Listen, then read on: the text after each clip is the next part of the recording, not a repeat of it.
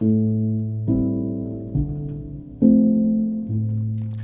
if you've been watching the past several episodes of History Traveler, you know we've been kind of traipsing around Germany and Belgium a bit with Andrew Biggio, author of The Rifle, and 4 veterans of the Second World War. And last episode, we were at the airfield at St. Trond, where a couple of veterans who were with us had some experiences. Ed Cottrell, who was a P-47 pilot, and also Bud Hedeke, who was a bombardier who actually crash landed there at that airfield on a B-17. Well, we got a few other places that we're going to go with these guys. I got a pretty special place that we're going to take Bud. And if you have a couple of airmen who were in World War II, well, my gosh, it would be cool as heck to go check out some planes with them. So I think we're going to go to an airfield and look at some airplanes in a hangar today with a couple men who were actually here in the Second World War.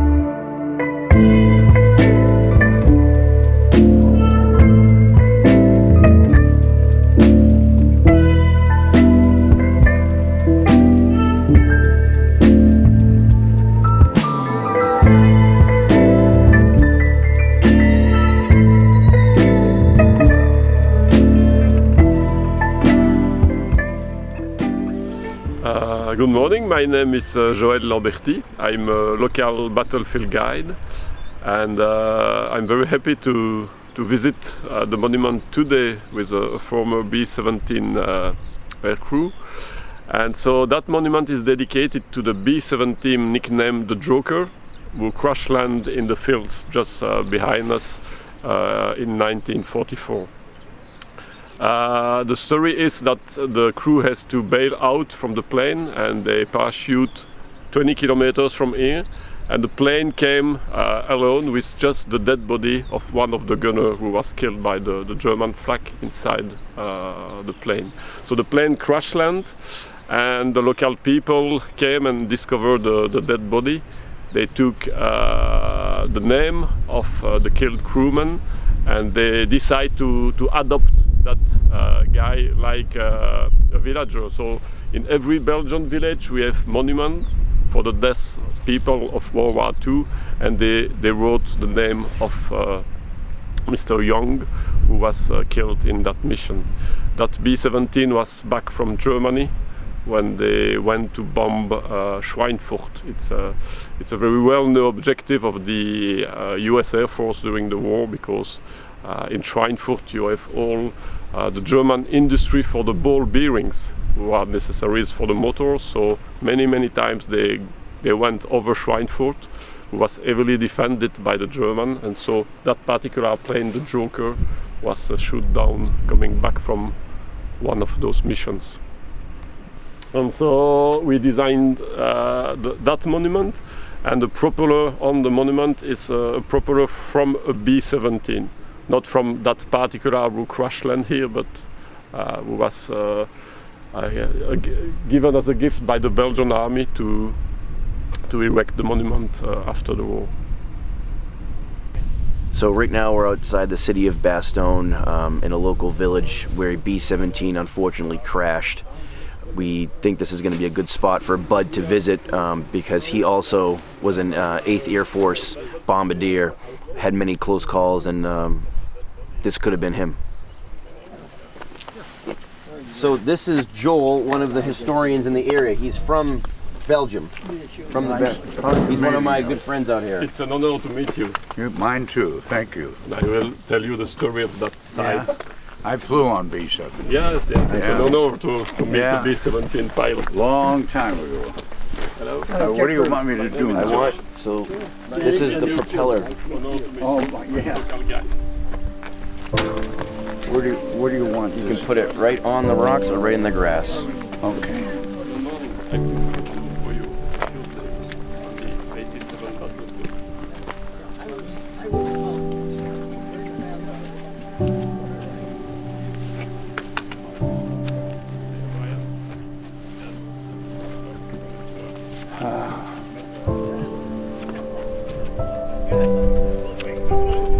we want to squeeze it between these two rocks right here? Sure. I don't think it'll hold.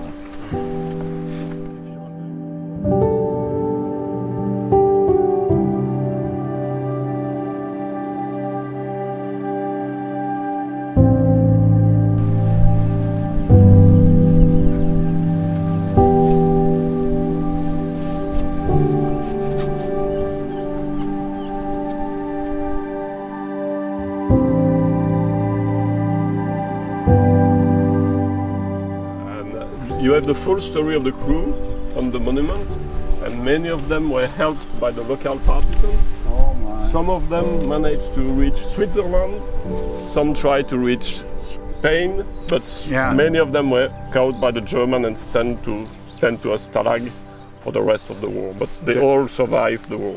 There were missions, jokingly, guys that say, let's go to, I think, Sweden or somewhere. And, you know, if they were interned, they had to be there the rest of the war. Yes, they were interned. And, of course, if they were close, I hear some did it. But, no, I flew 23. Oh, 23. Yeah. Amazing. Yeah. And this When I- particular mission of the Joker, the name of the B-17 was the Joker. They flew over Schweinfurt. Oh, I suppose you know Schweinfurt. Schweinfurt, the barrel bearings Yeah. you have to destroy. Now that's west, isn't it? Yes, Germany is that direction. Okay, well, yeah. How come? I was over that on those ridges over there. How about that? He was in the infantry. Yes, yes, I had my boots on the ground here. yes. He waved at me.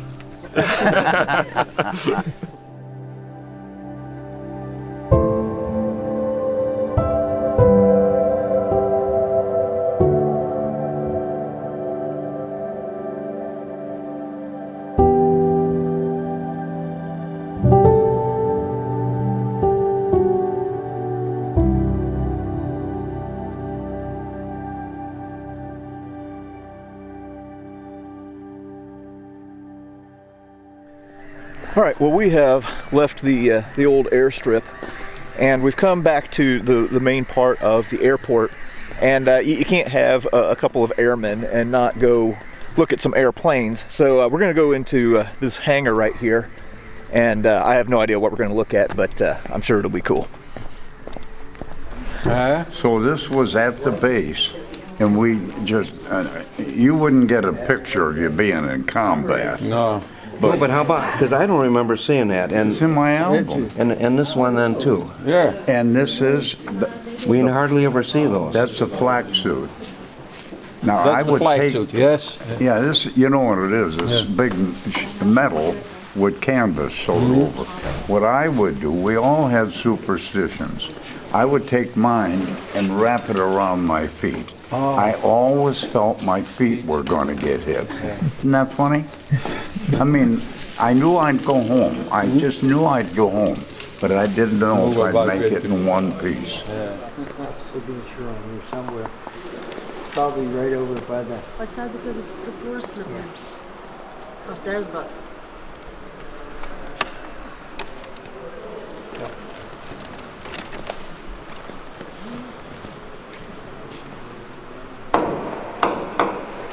A lot of hours in this.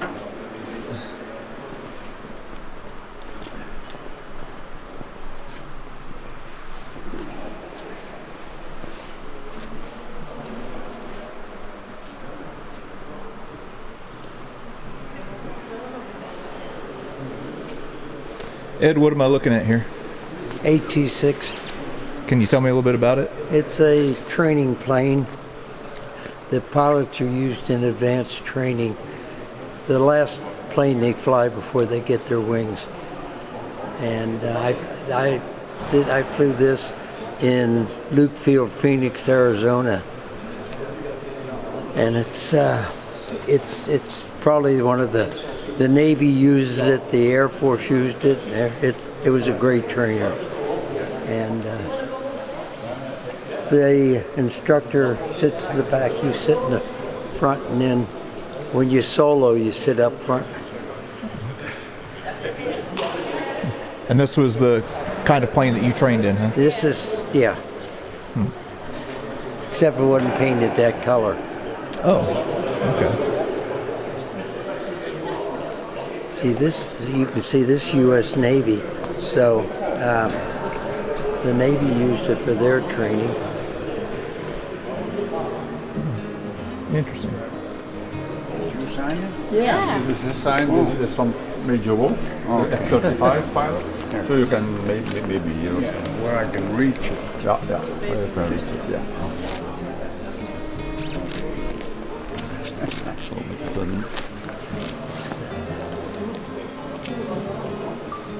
I'm not too good at this. Even though yesterday, Ed, you were right. How many do we sign? you've been practicing, bud. More than you want to know. About Oh, 500, I think. no. More than you want to know. Can Bud? we take a picture with you both? Yeah. From Hey, the- Bud, Thank you. did that just increase or decrease the value of the plane? Increase. I was going to tell you. 100%. Friend.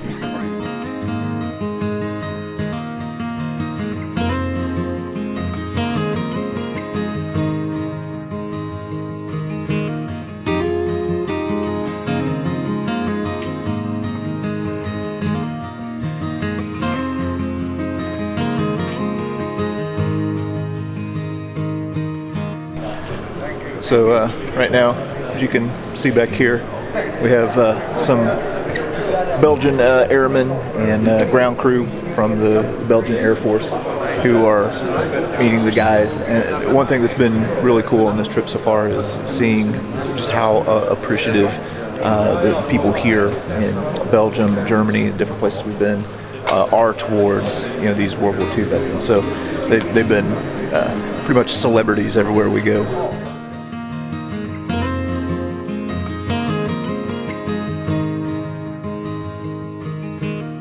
The Battle of the Bulge started on the 16th of December, and the weather really got bad on the 18th.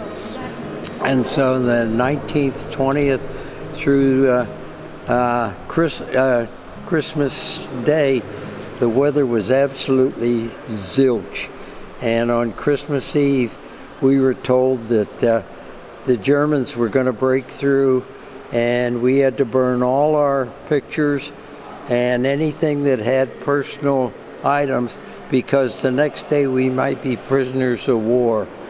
And so the only thing that I had left was my dog tags and my ID.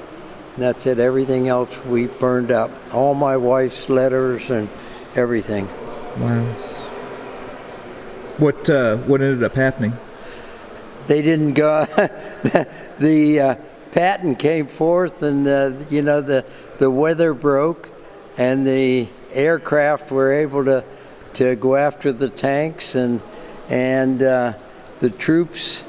Those guys were really they were fighters, and what they went through, and they weren't going to give up, and so the tide turned, and then on New Year's Day, when the Luftwaffe hit every airfield, it was their last big ditch. And then after January 1st, really, we never worried about Luftwaffe. The only thing we worried about was flak, because the Luftwaffe, there just wasn't many of it left. And what was trying to get hold of the bombers. So you never had to worry about if you were going to get jumped by a 109 or an FW-190. Now, this is something that is kind of new to me. This is a T-28 Trojan, and very unfamiliar with this plane.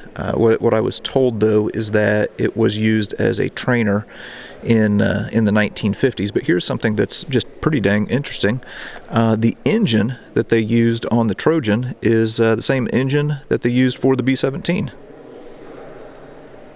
I flew my last combat mission around April 20th, but then May 1st, 2nd, 3rd, 4th, and 5th were the Mercy missions to Amsterdam, The Hague, and the Delta, and we dropped 111,000 tons of food to the people of Holland because the Germans, to retaliate, blew out the dikes not in all of Holland, but Amsterdam, as I said, and inundated, flooded. The people were dying at something like 5,000 a week, eating tulip bulbs to stay alive. And as I told you earlier, it was very gratifying to end the war doing something good rather than killing people. And very rewarding.